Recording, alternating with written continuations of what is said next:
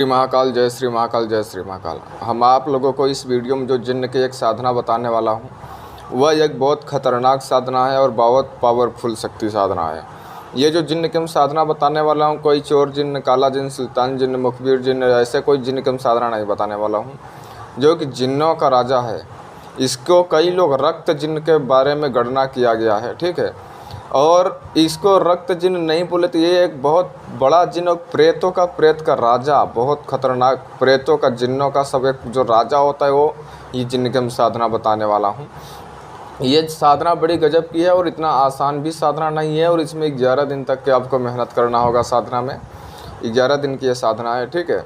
और ये खुले आसमान के नीचे साधना की जानी चाहिए। खुले आसमान के नीचे बोले तो कहीं पर भी खंडर में या तो फिर कहीं पर भी जंगल में ये साधना कर सकते हो, टूटे फूटे मकान के ऊपर, ठीक है। वहाँ पे साधना की जाएगी। इसका कार्य कैसा है? अगर किसी भी परिवार को बर्बाद करना हो, अगर पूरा परिवार आपको नरसिंह करना हो, या तो फिर आपको पूरा परिवार, कोई भी आपको दुश्मन बन चुका पूरा परिवार तहस नहस करना हो, उसके लिए इसकी साधना की जाती है। या गोडाउन शिफ्टिंग करना हो, या तो फिर एक स्थान से दूसरे स्थान अपना पैसा भेजना हो या मंगाना हो, या कोई कागज़ पत्थर मंगाना हो, या न्यूज़ जानना हो, या वर्तमान भूत भविष्य जानना हो, या तो फिर लेमन लिफ्टिंग करना हो, ऐसे ऐसे ये क्रिया करता है। अगर कोई कोर्ट कचहरी हो, वहाँ पे विजय प्राप्त करना हो, कहीं पर ऑफिस में जॉब नहीं लग रही हो, वहाँ पे सिलेक्शन पास करना हो, ऐसे काम तमाम प्रकार के इससे काम करवा सकते हो। पलक झपकते ही आपके काम करेगा आदेश के अनुसार से, और प्लस इसको काम के बदले में इसको भोग देना होगा। भोग आप जब भी इसे देंगे जब आप इससे काम लेंगे, काम नहीं लेंगे तो भोग नहीं देना है, काम लेंगे जब भी इसको तभी आपको भोग देना है।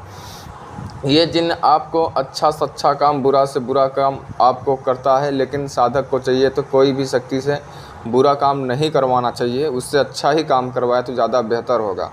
ये जिन्न इंसान के पास जब आ जाता है तो उसको किसी को बताना नहीं होता है कि मेरे पास कोई शक्ति है, कोई साधनाएँ नहीं थी, उसी दिन से ये जिन्न आपके पास चला जाता है।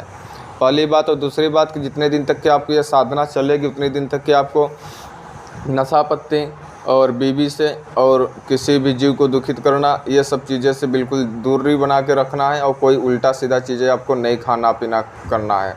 जैसे कि आपको लहसुन हो गया, प्याज हो गया, मुर्गा हो गया, मछली हो गया, दारू हो गया, नशा हो गया, ऐसे किसी भी प्रकार से आप सेवन नहीं कर सकते हो, नहीं तो आपका साधना कामयाब नहीं होंगे।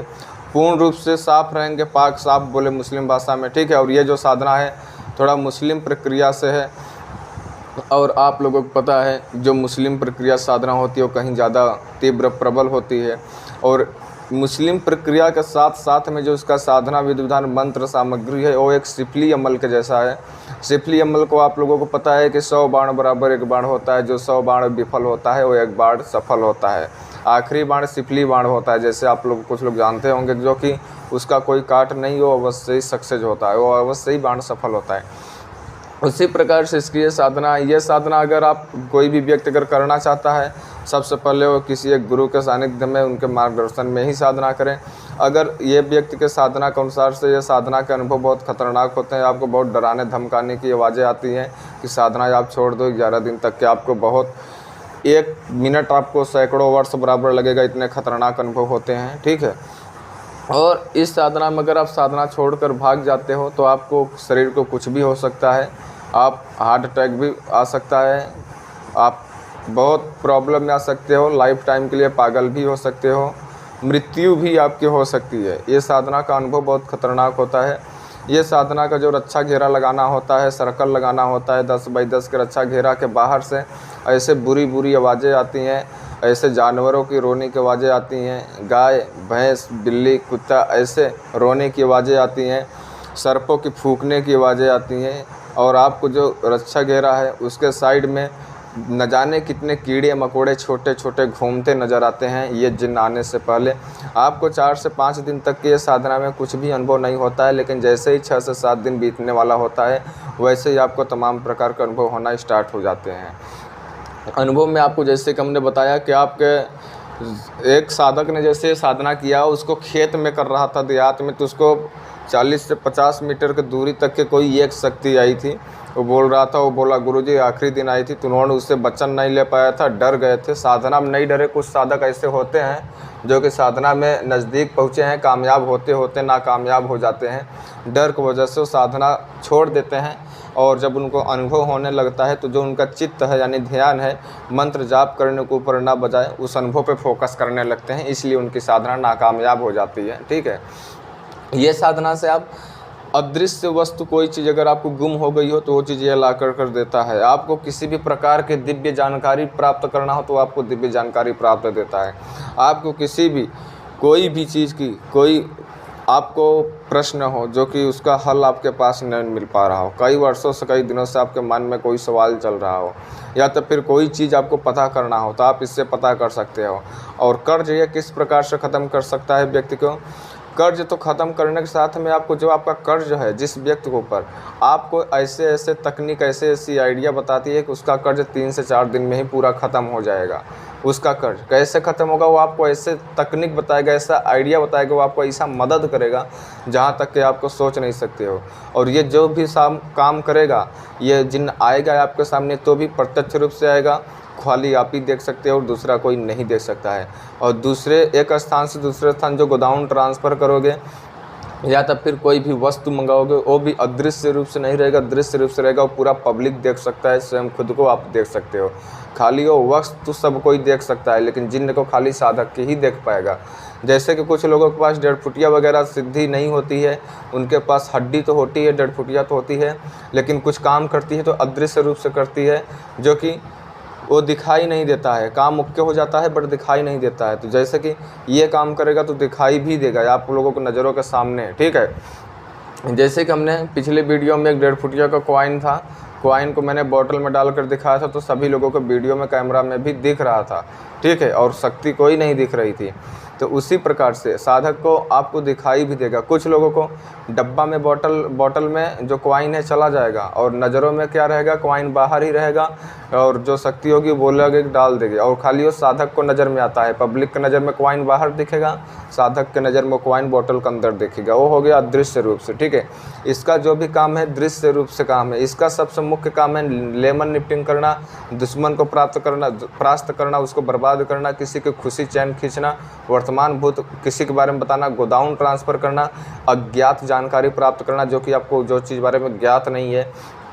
कोई भी जड़ी बूटी हो गया, कोई भी वस्तु हो गया, कोई भी गुम हुई चीज़ हो गई, इंसान हो गया या वस्तु हो गया, कोई भी चीज़ गुम हुई चीज़ वो आपको बता देता है कि ऐसे ऐसे जाओ, यहाँ पे जाओ, ऐसे ऐसे करो, यहाँ पर आपको चीज़ मिल जाएगा, ऐसे ऐसे आपको कर लेना है। हर एक चीज़ आपको एकदम कंठस्थ जानकारी देता है। कई शक्तियाँ ऐसी होती हैं कुछ झूठे भी जानकारी दे देती हैं जो कि साधक को हानि पहुंचाना पड़ जाता है, हानि होती है। तो ये शक्ति ऐसी है जिन्न है जो कि आपको 1% कभी भी जीवन में आपको गलत जानकारी नहीं दे सकता है। इसका आपको जिन्न जो है आपको लाइफ टाइम के लिए न रखे, साधना करे तो आपको वचन के साथ में इसको 5 महीने 6 महीने 3 महीने के ही वचन में बांधे।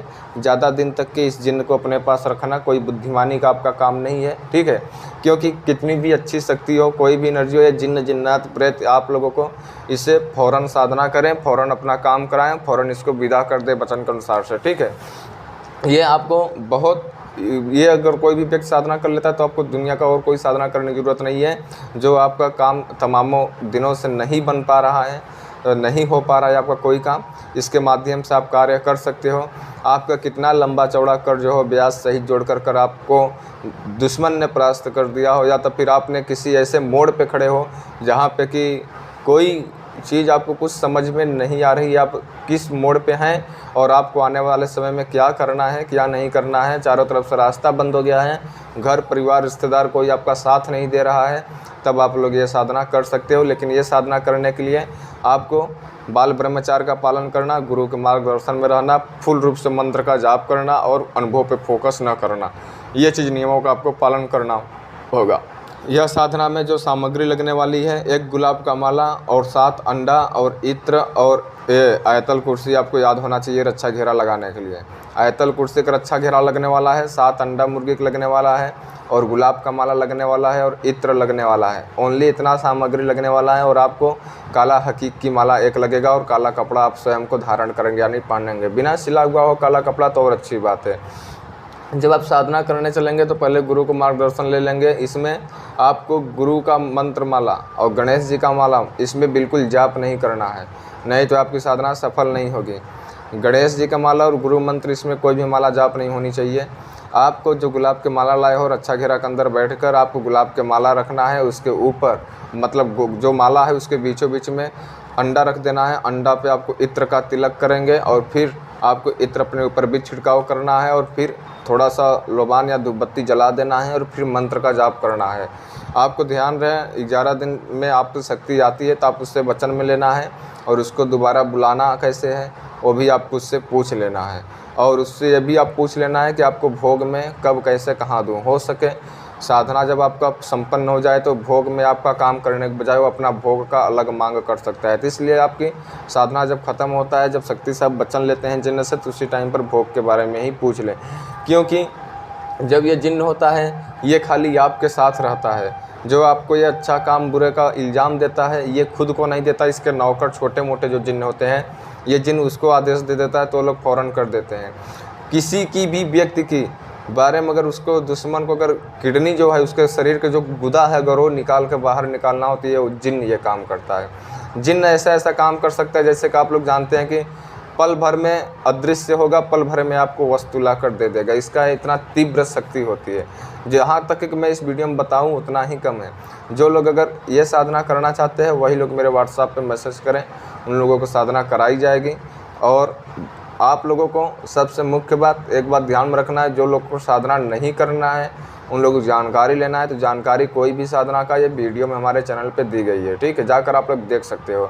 और साथ साथ में वीडियो देख कर कोई भी व्यक्ति साधना करता है, मेरी वीडियो हो या किसी का भी वीडियो हो, तो खुद को जिम्मेदार होगा, लाभ हो या हानि हो या पागल हो या मौत हो, ठीक है। क्योंकि साधना पहली बात बिना गुरु के मार्गदर्शन में कोई भी साधना कभी भी जल्दी कामयाब नहीं होती है। और दूसरी बात कि आपको ये जो साधना हमने बताया ये साधना करने के लिए आपको पहले से ही 1-2 साधना कर लिए हों, उठन बैठन आपकी साधना के मार्ग में हो चुका हो, आपने उसमें कदम रख चुके हो। जीवन में पहली बार अगर आपने साधना करने के सोच रहे हो तो आप ये साधना करने के लिए कदम न उठाएं, नहीं तो आपको कहीं हानि देखना पड़ सकता है, आपको भी और आपको फैमिली के भी। ये साधना जहाँ पर की जाएगी वहाँ पर पानी बिल्कुल नहीं होना चाहिए।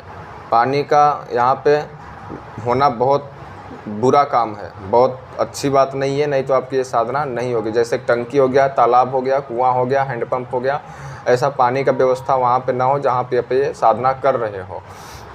एकदम सूखे स्थान में करना है और बरसात के मौसम में ये साधना बिल्कुल नहीं करना है।